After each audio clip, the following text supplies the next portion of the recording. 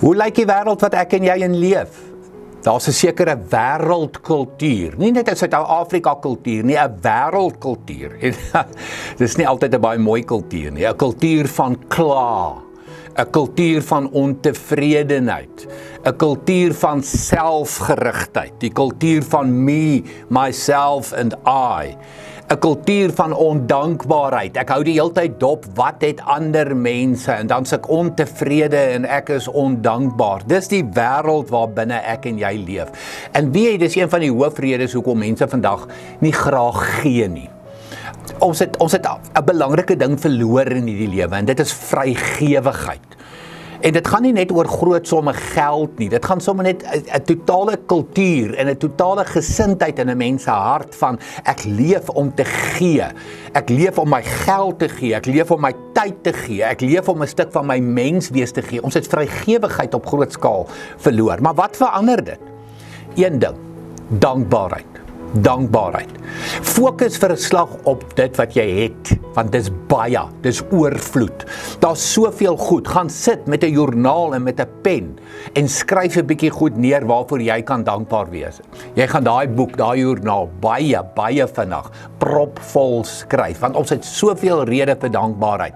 Maar sit jou fisiese oog en jou geestesoog op wat jy het, nie op wat ander mense het wat jy dalk nie het nie. Want dit is 'n vergelyking en dit is 'n jaloesie en dit lei tot ondankbaarheid. Nou die baie bekende Chesterton, G.K. Chesterton, het woorde geskryf wat my baie diep raak.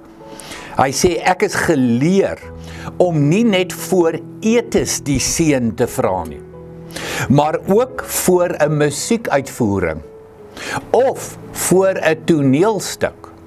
Voor ek 'n boek begin lees, voor ek iets skilder of sport doen, of gaan stap, dans of speel. Wat sê Chesterton?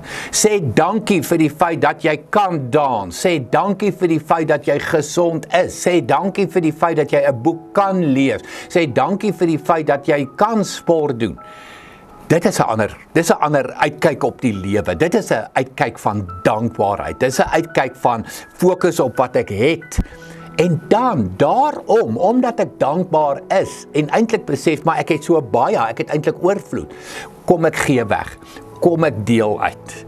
Dit is die kultuur wat moet wees in ons tyd, wat ek en jy 'n voorbeeld van moet wees in ons tyd. 'n Kultuur van vrygewigheid. Uitdaging vir jou, uitdaging vir my. Kom ons gaan leef dit met oop harte en met oop hande. Kom ons gaan wees vrygewig. Fantastiese dag vir jou verder.